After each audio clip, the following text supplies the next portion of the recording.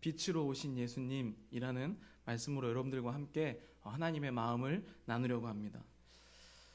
설교를 시작하면서 제가 이 교회에서 만 30년을 지냈습니다. 태어나면서부터 여기까지 오기까지 만 30년을 지냈는데 이제는 그동안에는 제가 다른 교회도 나가기도 했지만 이제는 마지막으로 진짜 풀타임 전도사를 하러 나가는데 그러면서 많은 것을 돌아보게 했습니다. 이 중에는 저를 가르치신 분도 계시고 또 여러 가지 많은 분이 계시는데 여러분 모두가 한 교역자를 길러내셨다고 보시면 됩니다.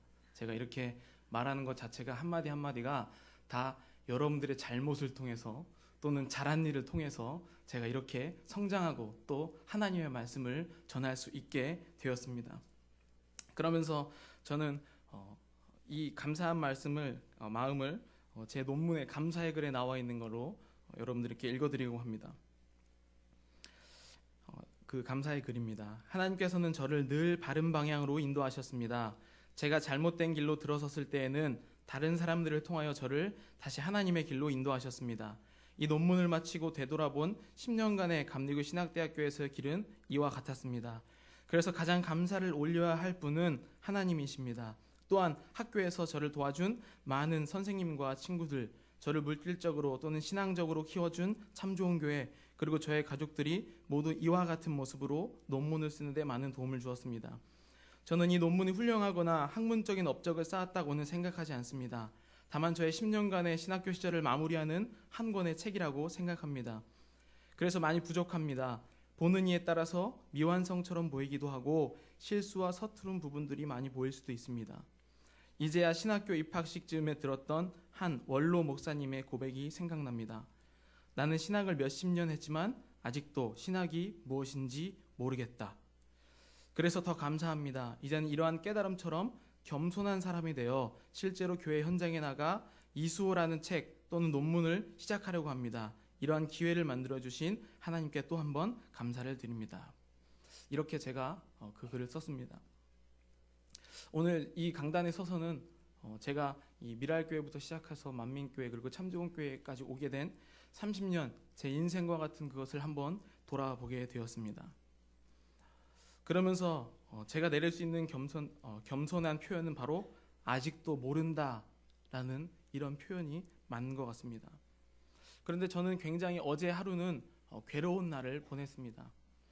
제가 이렇게 여러분들께 결론으로 나는 모른다, 나는 몇십 년을 해도 모른다라는 사실을 고백하지만 어제 제가 제 마음속에서 싸웠던 그 말은 내가 하고 싶은 말, 내가 그동안 알았던 말, 누구에게 배웠던 말, 누구를 통해서 경험했던 말, 지식들과 싸우는 과정을 거쳤습니다. 너무나도 제가 하고 싶은 말이 많아서 하나님의 말이 아니라 내가 하나님의 대신해서 하고 싶은 말, 그것 때문에 어제 하루 종일 싸웠습니다. 말씀이 정리가 되질 않았습니다. 오늘 아침까지도 계속해서 내가 하고 싶은 말과 하나님이 나를 통해 하시고 싶은 말 사이에 굉장한 혼란을 겪었습니다. 오늘 말씀의 결론은 이것입니다. 주님을 만나게 되면 우리가 가졌던 세상의 지식, 경험, 그러한 모든 것들을 모른다. 나는 주님을 알게 되면 그러한 모든 것이 쓸데없어지고 나는 주님 앞에서 아무것도 모릅니다라고 고백할 수 있는 그러한 사람이 된다는 것입니다. 제가 예전에도 말씀드렸던 말이 있습니다. 소크라테스의 말이죠. 너 자신을 알라. 기억나시는 분들도 있을지 모르시겠습니다. 그런데 저는 이 말을 선의 나침반이라는 불교 인문서적에서 발견했습니다. 네, 열림원에서 나온 숭산대선사가 쓴 선의 나침반이라는 불교 서적입니다. 거기에 이렇게 나와 있습니다. 그리스의 철학자 소크라테스는 아테네 거리를 걸으면서 사람들에게 늘 이렇게 말했다. 너 자신을 알라. 너 자신을 알라. 너 자신을 알라. 어느 날 한 제자가 물었다. 그러시는 선생님은 당신 자신에 대해 압니까? 소크라테스가 대답했다. 나도 잘 모른다. 하지만 나는 바로 내가 모른다는 것을 잘 알고 있다. 이것은 아주 중요한 가르침이다. 부처님의 가르침도 여기서 시작된다. 우리는 이 세상에 대해 많이 알고 있다고 생각하지만 정작 우리 자신, 나에 대해서는 잘 모른다. 걸핏하면 나 하지만 실상 이 나라는 것에 대해 잘 알지 못하는 것이다. 제가 말씀드린 잘 알지 못한다는 것과 일맥상통한 것이죠. 여러분, 이렇게 불교든 어떤 것이든 종교는요, 똑같은 틀을 가지고 있습니다. 다만 알맹이가 다를 뿐입니다.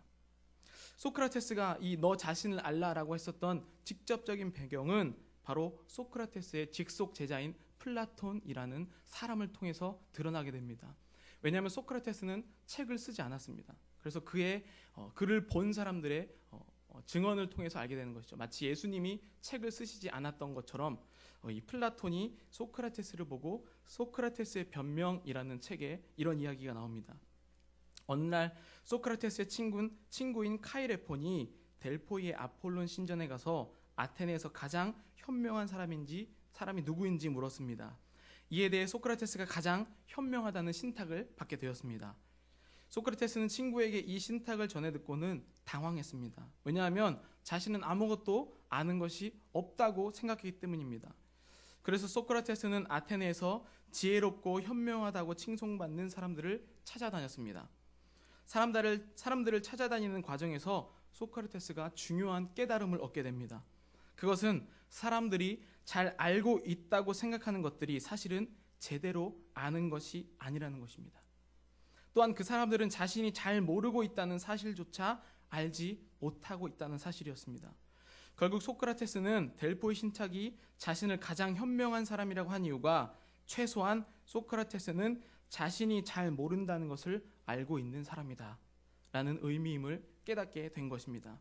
그러므로 너 자신을 알라, 이 의미는 너 자신이 아무것도 모르고 있다는 것을 깨달으라 라는 것입니다. 자신이 아무것도 아는 것이 없다는 것을 알고 거기에서 출발해서 참다운 진리를 향해 나아가라는 뜻입니다. 여러분, 어떤 말씀인지 대충 이해가 가시죠? 제가 고작 10년이지만 또는 제 인생 30년 짧은 인생을 통해 말할 수 있었던 것, 주님을 볼 때 말할 수 있었던 것, 진리 앞에 말할 수 있었던 것, 바로 나는 아무것도 모른다는 것입니다. 이것은 불교에서도 나는 아무것도 모른다도 말하기도 하고, 또 철학을 집대성한 이러한 소크라테스를 통해서도 말하기도 합니다. 그런데 이 원리를 가지고 두 가지의 반응이 생깁니다. 첫 번째 반응은 자신이 모른다는 것을 깨닫고 그것을 가지고 신 앞에 복종하면서 잘 살아가라, 겸손하게 살아가라. 이것은 바로 신본주의의 기초가 됩니다.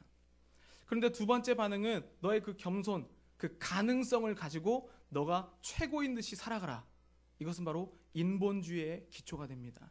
신본주의는 종교혁명, 종교개혁 바로 이전까지 신본주의의 사였다면 종교개혁 이후로 그 100년 이후로부터는 지금 우리가 오기까지는 인본주의, 인간이 최고다, 모든 것을 할 수 있다라는 이러한 시각으로 우리가 살고 있는 것입니다. 똑같은 너 자신을 알라, 겸손해라 라는 이 말을 가지고 두 가지의 반응이 생긴 것이죠. 오늘날 이 말씀을 듣는 여러분들도 똑같습니다. 요한복음 또는 이 8장과 9장을 받아들인 제자들과 유대인들과 바리새인들과 서기관의 반응도 똑같습니다. 어떤 사람은 겸손한 마음으로 주님의 말씀을 받아들이지만 어떤 사람은 예수님을 핍박하고 오히려 주님을 죽이려 하는 모습을 볼 수가 있습니다. 이것이 바로 오늘 설교의 핵심입니다. 나는 주님을 만나면 아무것도 알지 못한다라고 고백할 수밖에 없는 것입니다. 제 나이가 31살, 만으로 30살입니다.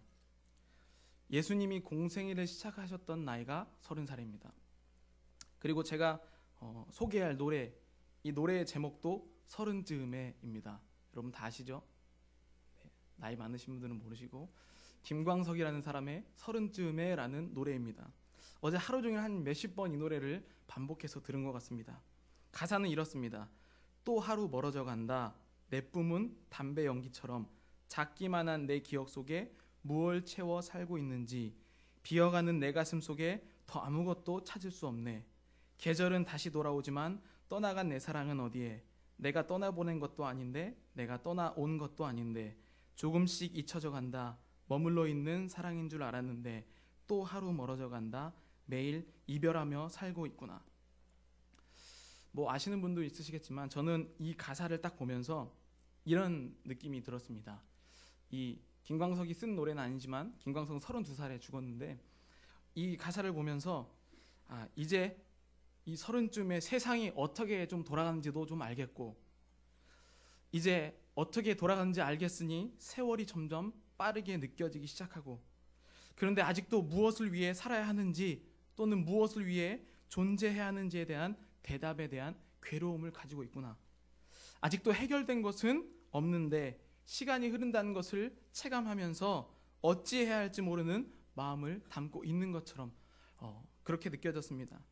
젊은 시절에는 이거보다 더 어렸을 때는 20살 때에는 패기로 무엇이든지 할 수 있을 것 같았는데 계란으로 바위를 치면 깨질 줄 알았는데 그게 아니라 세상의 법칙을 깨닫고 나니 쉽게 나설 수도 없고 그렇다고 꿈을 포기할 수도 없는 그러한 애매한 나이. 바로 이상과 현실 사이에서 괴로워하고 있는 나이라는 것입니다. 젊은 시절에는요, 이상이 있으면 뭐든지 할 수 있다고 그렇게 믿지 않습니까? 이제는 이 나이가 되면 그것이 아닙니다. 그래서 요즘 젊은이들은 이상을 믿지 아니하고 스펙이라는 것을 믿습니다. 스펙이 무엇인지 아십니까? 어디 대학교 출신 또는 어떠한 자격증 또 어디 동네에 사는 사람 이러한 것을 가지고 스펙이라고 이야기합니다. 그래서 취업할 때도 또 어떤 사람에게 자신을 소개할 때도 스펙을 이야기합니다. 저는 이런 사람인데요. 그런데 이 스펙을 넘어서 요즘에는 너만의 스토리를 이야기하라고 이야기합니다. 스펙 가지고는 이제는 분별이 안 난다는 것입니다. 왜냐하면 어디 대학 출신, 어떤 자격증 다 가지고 있다는 것입니다. 그래서 그것을 쌓아오기까지의 과정, 너의 이야기를 이야기하라고 그렇게 스토리를 이야기하라고 이야기합니다. 이렇게 자기 자신을 알려야만 인정을 받을 수 있는 시대이고 그러한 세상입니다. 내 이름 석자 이것만 되면 되는 것이 아니라 어디 대학교 졸업자 누구입니다. 자격증 몇 개 갖고 있는 사람 누구입니다. 누구 부모의 자식 누구입니다. 이렇게 이야기를 해야만 자신의 존재를 알릴 수 있는 세상이라는 것입니다. 그런데 스토리라는 것이 등장하면서 나는 이렇게 자라왔고 이러한 사연과 이러한 비전을 가지고 있다고 알리게 되었습니다. 최근에 많은 TV 프로그램 이런 것이 등장했습니다. 우리 예배 설교 시간에도 예전에 한번 보여준 것 같은데 그 걷지 못하는 아이가 어머니께서 계속 넘어지는 법을 알려주었다. 그 영상을 보셨죠? 그것처럼 그 아이 자체를 보면 신기하네, 그냥 걷는 아이네, 장애를 갖고 있지만 걷는 아이기네. 하지만 그 부모님과 그 아이의 관계를 우리가 들음으로써 감동하게 되고 그 사람을 이해하게 되고 그 사람을 우러러보는 그러한 것을 바로 스토리라고 이야기를 합니다. 그러한 사람 중에 바로 김미경이라는 사람이 있었습니다. 요즘 살아있는 뜨거움이라는 책으로 유명해진 사람입니다. 원래는 20년 동안 무명 강사를 했습니다. 여러 가지 강연을 다녔는데 이 사람이 20년 동안 무명 생활을 하다가 한순간에 이런 TV 프로그램이 생기면서 일약 스타 강사가 되었습니다. 스타 강사가 되면서 아주 섭외가 끊이질 않고 그렇게 20년 동안 꾸려왔던 그런 회사에 한 사람, 두 사람 늘려가고 회사의 평수를 늘려갔습니다. 그런데 이 사람에게 위기가 닥쳤습니다. 무엇이냐면 논문 표전이 발각되어서 모든 섭외가 끊겼습니다. 하루아침에 20년 동안 쌓아왔던 것을 날려버렸습니다. 왜냐하면 강사라는 직업이 섭외가 들어오지 않으면 일자리가 없기 때문입니다. 그런데 이 사람이 자신의 솔직한 마음을 가지고 살아있는 뜨거움이라는 책을 썼습니다. 거기에는 맞다, 나 논문 표절했다. 하지만 내가 여지껏 살아온 이야기, 그리고 내가 이제 이 어려움을 딛고 나아갈 이야기를 썼습니다. 그래서 다시 한번 이 사람이 TV쇼에 등장하게 됩니다.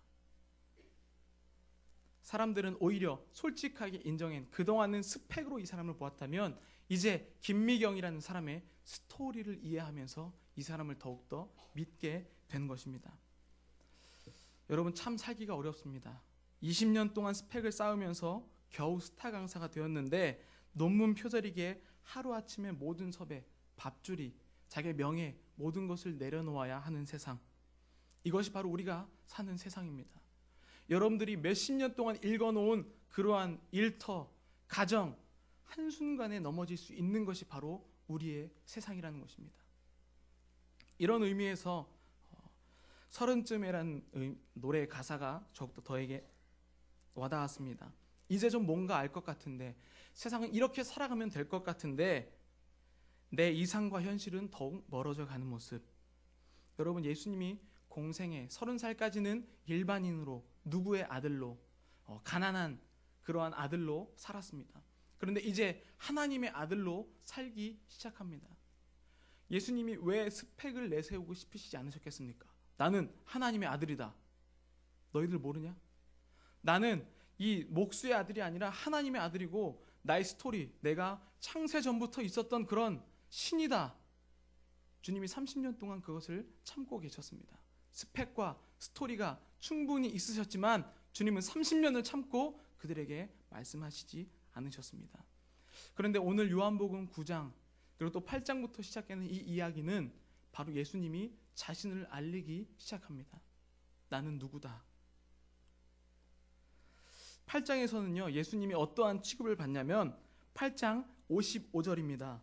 너희는 그를 알지 못하되 나는 아노니 만일 내가 알지 못한다면 나도 너희같이 거짓말쟁이가 되리라. 나는 그를 알고 또 그의 말씀을 지키노라. 요약하자면 나는 안다는 것입니다.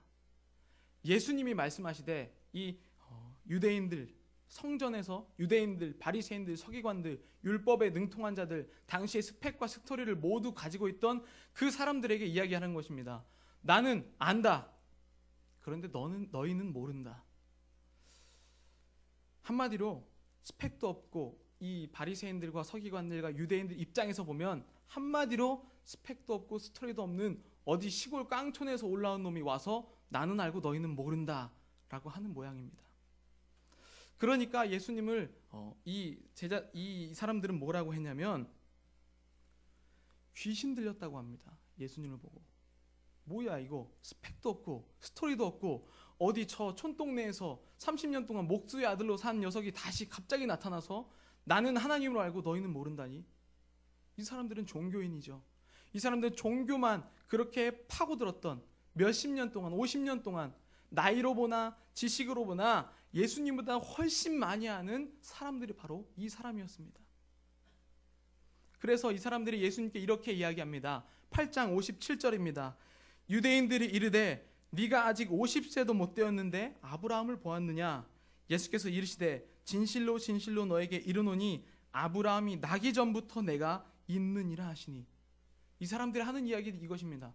너 딱 봐도 30살밖에 안 됐는데 50도 안 된 놈이 뭘 안다고 그렇게 이야기하느냐. 이것입니다. 스펙을 이야기하고 있죠. 게다가 우리 민족의 믿음의 아버지인 아브라함을 네가 보았다고 이야기하느냐? 말이 되지 않는 이야기입니다. 이들은 예수님을 스펙과 스토리로 보았기 때문입니다. 세상이 주님을 보는 눈은 이것입니다. 당신 어디 출신? 어디서 태어난 사람? 지금 재산을 얼마 가지고 있는 사람? 얼굴은 이렇게 생긴 사람? 지금 잘 나가는 사람? 아니면 가능성이 있는 사람? 세상이 여러분들을 보는 눈은 바로 스펙과 스토리를 보는 그러한 세상의 눈입니다. 그런데 주님은 전혀 다른 말을 이야기를 하고 계십니다. 주님의 하신 말씀은 바로 이것입니다. 오늘 말씀의 주제입니다. 나는 세상의 빛이다. 너희들은 어둠 가운데서 더욱 어둠을 찾고 있지만 나는 세상의 빛을 전하러 온 사람이다. 나는 스펙과 스토리를 너에게 더욱더 더해주기 위해서 온 사람이 아니라 어둠의 빛을 전하러 온 사람이다. 이것이 바로 주님께서 이 땅에 오신 이유입니다. 지금에서야 깨달았지만 제가 신학교에 처음 입학했을 때, 그러니까 지금부터 10년 전 2003년도에 저는 소위 부정신학이라는 것을 추구하고 있었습니다. 참 당돌한 생각이었는데요. 어떠한 것이냐면 내 자신이 스스로 생각하기에 나는 기독교 목사의 집에서 자라났고 또 그러한 환경에서 자라났기 때문에 나를 벗어나서 봐야 된다. 내가 습관적으로 믿었던 것들 그리고 무의식적으로 배웠던 것들을 다 무시하고 그것을 다 부정하고 하나님을 내가 한번 증명해 봐야겠다라는 생각으로 신학교에 입학했습니다.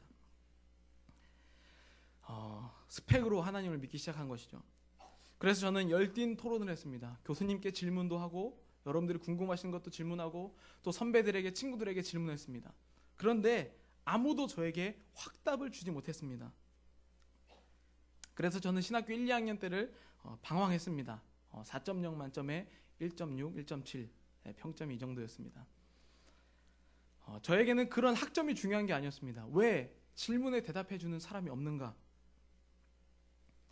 교수님께 물어보면 자기 생각만 이야기하고 친구들이나 선배들에게 이야기 물어보면 자기도 모르는 이야기를 하고 있습니다. 그러한 세상에서 저는 깨달을 수가 없었습니다. 굉장히 외로웠습니다. 그런데 제 인생에 반전이 오기 시작했습니다. 제가 다시 신학에 대해서 흥미를 얻었던 일은 제대를 하고 나서 다시 신학교에 들어가면서 신학을 학문으로 보지 아니하고 하나님의 섭리로 보기 시작하면서부터였습니다. 1, 2학년 때는 내가 모든 것을 부정하고 증명할 수 있는 것만 믿겠다라고 이렇게 생각을 했었는데, 이해하고 설명되는 것, 또 역사에 있는 것만 내가 믿겠다라고 했는데, 이때부터는 나의 인생 가운데 계신 하나님의 섭리의 모양으로 바라보게 된 것입니다. 사람이 알 수 있는 것이 아닌 영적인 눈과 함께 보기 시작했습니다. 그랬더니 지식뿐만 아니라 영적인 눈도 함께 열리는 역사가 일어났습니다. 더 이상 신학을 스펙과 스토리로 이야기하지 않았습니다. 스펙은 무엇입니까? 신학, 무슨 론, 기독론, 예수 이런 것들입니다. 스토리는 무엇입니까? 기독교의 역사. 오히려 그것들을 섭리로 이해하게 되니까 더 이해가 잘 되었습니다. 그러면서 제가 아까 이 특송했었던 저의 작사한 그 곡입니다. 주여 만약 당신이 살아있다면 나에게 나타나 손 내미시고 나에게도 그 음성을 들려주시고, 주여 만약 당신이 살아있다면 나에게 기적과 모든 환상을 허락하사 내 믿음 굳건케 하소서. 바로 1, 2학년 때 제 마음이죠. 주님 한번 좀 보여주십시오. 주님 좀 스펙과 스토리로 나를 좀 설득시켜 주십시오. 이것이 제 신학이었습니다. 그래서 불평과 신음하는 시간들 속에도 주님은 나의 삶에 늘 함께하사 나의 숨 가운데도 내 기도 속에도 나의 모든 삶 안에 주 나타나셨네. 제가 변하게 된 것이죠. 지식으로 스펙과 스토리로 이야기한 것이 아니라 하나님의 섭리로 바라보게 되었습니다. 그랬더니 나는 이제 주님의 사람이었다라고 고백할 수가 있게 된 것입니다. 진리라는 것은 이론으로 전부 설명할 수 없는 것입니다. 우리는 성경 공부를 통해, 설교를 통해, 양육을 통해, 제자교육을 통해 어느 정도 진리의 모양새는 볼 수 있지만 전지전능하신 하나님의 섭리를 깨닫지 못하면 결코 우리는 은혜 받을 수 없습니다. 인간의 눈으로, 어떤 지식으로 방향은 희미하게 볼 수 있지만 영적인 눈이 뜨이지 않으면 절대 볼 수가 없는 것입니다. 오늘 주님이 말씀하신 이 요한복음 9장 1절부터 7절까지의 이 말씀을 영적인 눈으로 해석하지 아니하면 이해할 수 없는 말씀이라는 것입니다. 요한복음 8장에 있는 이 유대인들, 마치 제가 신학교 1, 2학년 때 봤던 스펙과 스토리로 예수님을 보았습니다. 지식으로 주님과 대결하려고 했습니다. 50세도 안 되는 사람이라는 뜻은 경험이 없다는 뜻입니다. 경험으로 주님을 판단하려 했습니다. 지식과 경험은 어느 정도 우리를 하나님께 인도하지만 궁극적으로 우리를 하나님께 절대 인도할 수 없습니다. 이렇게 8장의 이야기가 끝납니다. 이제 오늘 본문은 9장의 이야기가 시작됩니다. 그런데 문제는 가까이 있는 제자들조차도 주님을 바라볼 영적인 눈이 없었다는 사실입니다. 주님이 도대체 무슨 말씀을 하시는 걸까? 아니, 아브라함보다 먼저 태어났다니, 자신이 모든 것을 안다니, 같이 다녔지만 이해할 수 없는 그런 노릇이었습니다. 그런데 때마침 제자들에게 좋은 핑계거리가 생겼습니다. 지나가실 때 날때부터 보이지 않는 사람이 등장한 것입니다. 예수님께 물을 법한 일이 생겼습니다. 제자들조차도 예수님이 누구신지 아는 영적인 눈을 뜨지 못했던 것입니다. 그래서 8장의 사건으로 인해 예수님이 누구인지 궁금하기 시작했습니다. 제자들도 그 전까지는 관심이 없었습니다. 주님, 그래 기적을 일으키시는 분, 이분 따라가면 무언가 되겠다라고 생각하는 제자들의 눈빛, 스펙과 스토리로 주님을 따라다녔던 이러한 제자들. 그런데 궁금해진 것입니다. 주님이 과연 누구인가? 내가 모시는 이 예수님이 바로 누구인가에 대해서 궁금하기 시작하면서 주님께 슬쩍 돌려서 묻는 것입니다. 주님, 저 사람이 날 때부터 보지 못하는 것은 누구의 죄입니까? 부모의 죄입니까? 왜냐하면 유대법에서는 이렇게 병자로 태어난 사람은 부모의 죄가 있다고 그렇게 하는 유대인의 법이 있었기 때문입니다. 그런데 예수님은 직접 얘기했습니다. 제자들은 돌려서 질문했지만 예수님은 직설적으로 제자들에게 대답했습니다. 이것은 하나님의 영광을 위함이다. 그의 부모의 죄 때문이 아니라 하나님의 영광을 위함이다라고 직설적으로 이야기했습니다. 여러분, 그런데 이 말씀의 중심은 이것을 해석하는 데 있지 않습니다. 누구의 죄의 문제, 이러한 토론으로 이 말씀이 중심이 아닙니다. 이 말씀을 해석하는데 우리는 여기에 집중하는 것이 아닙니다. 그런데 어떤 사람들이 이런 것에 집중합니다. 그래서 이것이 누구의 죄이냐, 이것을 가지고 토론합니다. 예수님의 대답은 단순합니다. 다른 것을 해석하지 않습니다. 그리고 예수님은 곧바로 이야기를 하십니다. 내가 세상의 빛이다. 이것이 주님께서 하고 싶으신 말씀입니다. 예수님께서 세상의 빛으로 계시기 때문에 지금이 낮이라는 것입니다. 그런데 많은 사람들이요, 예수님을 알지 못하는 영적인 눈이 없는 사람은요, 이 말씀 1절부터 7절까지의 말씀을 7절을 주제 말씀으로 읽습니다. 여러분 7절 말씀 한번 읽어볼까요? 다 함께 읽도록 하겠습니다. 이르시되 실로암 못에 가서 씻으라 하시니 실로암은 번역하면 보냄을 받았다는 뜻이라. 이에 가서 씻고 밝은 눈으로 왔더라. 아멘. 이에 가서 씻고 밝은 눈으로 왔더라. 여러분들이 집중하는 것 이건 아닙니까? 이에 가서 씻고 밝은 눈으로 왔더라. 제자들이 집중하는 것 이건 아닙니까? 예수님, 저 사람 앞을 못 보는데 왜 저 사람의 죄가 누구에게 있습니까? 그런데 영적인 눈이 뜨이면 이 사람의 보지 못했던 사람이 보는 것에 집중하는 것이 아니라 나는 세상의 빛이다 라고 말씀하신 예수님의 말씀에 집중하게 됩니다. 7절이 결론이 아니라 5절을 결론으로 읽는 사람은 영적인 눈이 뜨인 사람이라는 것입니다. 결과는 맞습니다. 스펙과 스토리는 7절이 결론입니다. 왜냐하면 앞을 못 봤던 사람이 보게 되었기 때문이죠. 많은 교회에서 그렇게 이야기합니다. 우리 교회에서 주님을 만나면 행복하게 되고 병이 고쳐지고 새 삶을 얻게 되고 구원받게 됩니다. 맞습니다. 그것이 사실입니다. 그런데 세상 사람에게 설명하는 스펙과 스토리는 그렇습니다. 하지만 영적인 눈이 뜨인 사람에게는 주님을 만나면 여러분들이 어둠인 여러분이 빛으로 옵니다 라고 설명하는 것이 바로 기독교의 진리라는 것입니다. 나면서부터 보지 못한 사람이 눈을 떴다고 이 사람이 행복할까요? 영적으로 앞이 보이지 않는데 육적으로 눈을 떴다고 이 사람의 인생이 성공하게 될까요? 이 몇십 년 동안 그저 앞만 보고 보지도 못하고 구걸했었던 사람이 갑자기 어떠한 능력을 얻어서 돈 버는 방법을 터득하고 이 세상을 즐겁게 살아갈 수 있을까요? 만약 이 사람의 중심으로 이야기를 쓴다면 어떤 인생이 쓰이겠습니까? 우리가 읽었던 신데렐라나 이런 것처럼 즐거운 해피엔딩으로 끝나고 그 다음은 어떻겠습니까? 이 사람은 영적인 눈이 뜨이지 못하면 불행하게 살아갈 것입니다. 이제는 구걸도 못하기 때문입니다. 오히려 이 사람이 육적인 눈을 뜸으로 이 사람은 이제 일자리를 잃었습니다. 그것이 진실입니다. 그런데 우리가 바라는 것, 여러분들이 만약에 원하는 대로 기도가 이루어진다면요, 똑같습니다. 주님, 저에게 이것을 이뤄주십시오. 스펙과 스토리를 더욱더 탄탄하게 해주십시오라고 기도하면요, 여러분 그걸 잃게 됩니다.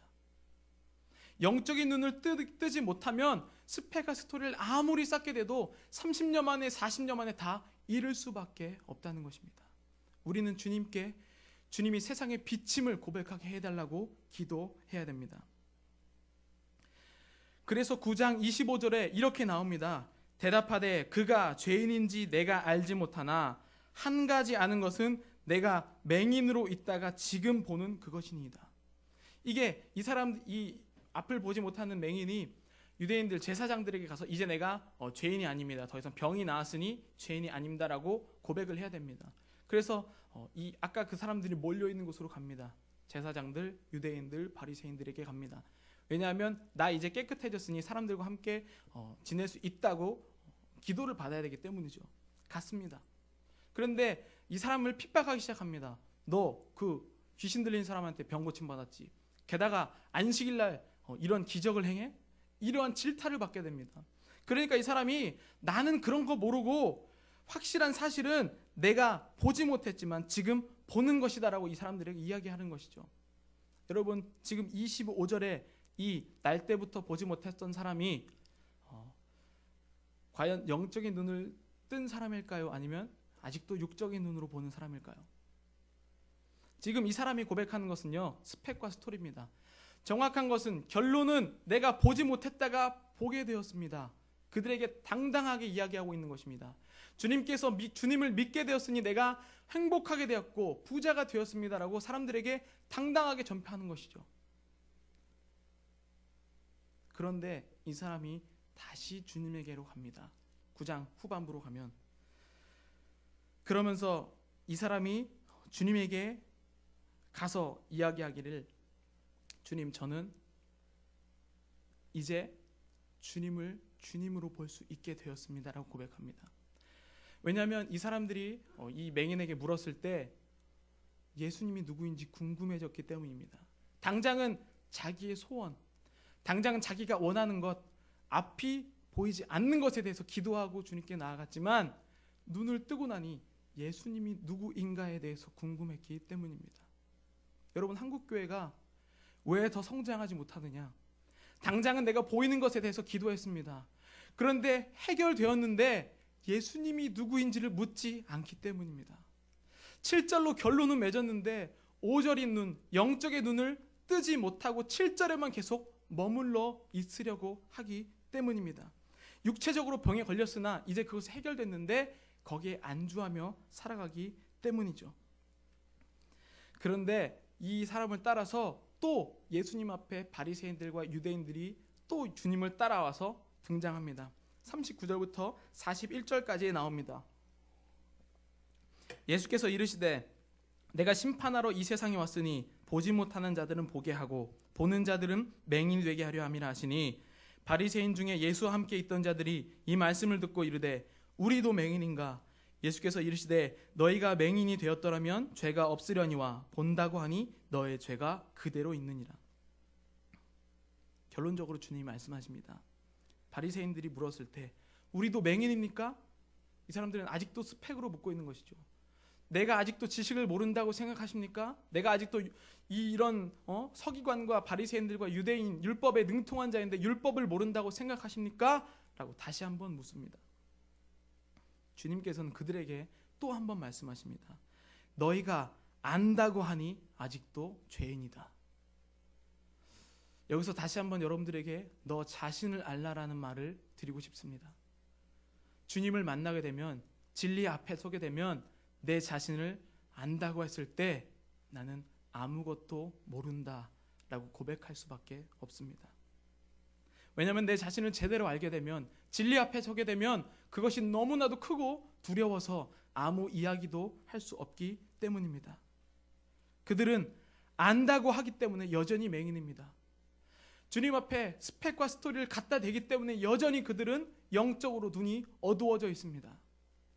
제가 며칠 전 어떤 기사를 보았는데 기독교에 대한 이야기였는데 거기서 베스트 댓글이 이거였습니다. 지금 믿는 기독교인들은 예수님이 온다고 해도 이단으로 정죄해서 죽일 자들이다. 그것이 바로 베스트 댓글이었습니다. 여러분, 우리가 주님을 앞에 보고 영적인 눈이 없다면 주님이 지금 오셔도 우리는 주님을 알아볼 수 없습니다. 그럴듯합니다. 우리가 믿는 모습도 그럴싸합니다. 제가 여기 앞에서 여러분들 앞에 서서 전하는 이것도 그럴싸합니다. 그렇지만 스펙으로 주님을 보아서는 절대 볼 수 없습니다. 스토리로 주님을 이해하려고 했다가는요, 우리는 마귀의 꾀임에 빠질 수밖에 없습니다. 우리는 우리 스스로를 낮에 살고 있다고 생각하면 어둠을 느낄 수 없습니다. 내가 어둠입니다. 나는 아무것도 모릅니다. 내가 죄인입니다. 나는 어둠 가운데 살고 있습니다 라고 했을 때에는요, 희미한 빛도 볼 수 있는 능력이 생깁니다. 여러분들 어디 가운데 살고 계십니까? 여러분들이 자신이 의롭다고 생각하십니까? 우리 자신이 어둠에 있다고 생각할 때 작은 빛도 큰 빛으로 볼 수 있는 영적인 눈이 뜰 수 있다는 것입니다. 마지막 결론입니다. 요한복음 8장 12절입니다. 바로 전장 말씀이죠. 예수님은 이것이 미리 말씀을 하고 시작하셨습니다. 나는 세상의 빛이니 나를 따르는 자는 어둠에 다니지 아니하고 세상의 빛을 얻으리라. 나는 세상의 빛이니 나를 따르는 자는 어둠에 다니지 아니하고 세상의 빛을 얻으리라. 이것이 주님께서 우리에게 하고 싶으신 말씀, 이 땅에 오신 이유입니다. 여러분들 어둠에 살고 계십니까? 아니면 빛에 살고 계십니까? 아니면 주님을 7절의 결론으로 이에 가서 씻고 오니 눈이 보였다라고 고백하십니까? 아니면 주님께서 말씀하시는 나는 세상의 빛이다 라고 고백을 합니까? 저는 이 말씀을 고백하면서 저의 신앙, 이제 좀 뭔가 알 것 같은 나이, 이제는 내가 옳고 그름들을 좀 판단할 줄 알겠고, 또 교단의 여러 어려운 이야기들, 또 기독교가 타락한 모습들, 또 신앙생활 제대로 하지 못하는 모습들 바라보면서 내 스스로 안다고 했을 때는요, 여러분들을 정죄할 수밖에 없습니다. 내가 알 때, 내가 율법에 능통할 때, 내가 10년 동안 배웠던 그 신학의 눈으로 여러분들을 바라보면요, 여러분들 다 정죄감입니다. 저 사람 이래서 안 돼, 저 사람 이래서 안 돼. 하지만 하나님의 섭리로 바라보면 여러분들은 모두 다 하나님의 자녀입니다. 여러분, 옆 사람을, 또 우리 참좋은교회 교인들을, 또 세상에 있는 저 사람들을 어떻게 바라보십니까? 그들을 볼 때 나는 세상의 빛이니 나를 따르는 자는 어둠에 다니지 아니하고 생명의 빛을 얻으리라. 저는 이 말씀을 오늘 몇십 번이나 소리쳐 읽었습니다. 나는 세상의 빛이니 나를 따르는 자는 어둠에 다니지 아니하고 생명의 빛을 얻으리라. 우리 어둠을 그만 구합시다. 여러분들이 구하는 어둠 어떤 것들입니까? 주님, 당장 이것 해결해 주십시오. 눈 좀 뜨게 해 주십시오. 주님, 제 병, 주님, 제가 이런 거 풀리지 않는 것들, 주님, 이런 것 좀 풀어 주십시오라고 생각하는 것이 바로 어둠의 기도입니다. 주님, 제가 어떻게 하면 이 세상에서 더 잘 살 수 있겠습니까? 어떻게 하면 이 세상에 더욱더 뿌리 내면서 살 수 있겠습니까? 주님, 영원한 나라 대신, 하나님의 나라를 꿈꾸는 것 대신 이 땅에서 더욱 뿌리 내리며 탄탄하고 경건하게 이 땅에서 살게 해주십시오. 여러분, 이렇게 어둠의 땅을 위해서 기도하고 계시지 않으십니까? 우리 마지막 기도하겠습니다. 이 찬양하면서 우리 고백할 때 주님 마음 내게 주셔서 여러분들의 마음을 볼 때, 또는 저는 제 마음을 늘 볼 때 이러한 괴로움을 갖습니다. 주님, 오늘 아침까지도 또 늘 내가 하고 싶은 말 때문에, 또 내가 아는 지식들 때문에, 내가 했었던 경험들 때문에 성도들을 판단할 수밖에 없었던, 제대로 믿지 않는 자들을 판단하고 이것은 아닌 것이지라고 정죄했었던 우리의 모습, 주님, 나를 주님의 빛으로 보게 하여 주시옵소서. 우리 이 찬양 마지막으로 고백하며 주님께 기도할 때 여러분들이 이제는 우리가 육적인 눈이 아닌 영적인 눈으로 하나님을 바라보는 여러분들이 되시길 간절히 소망합니다.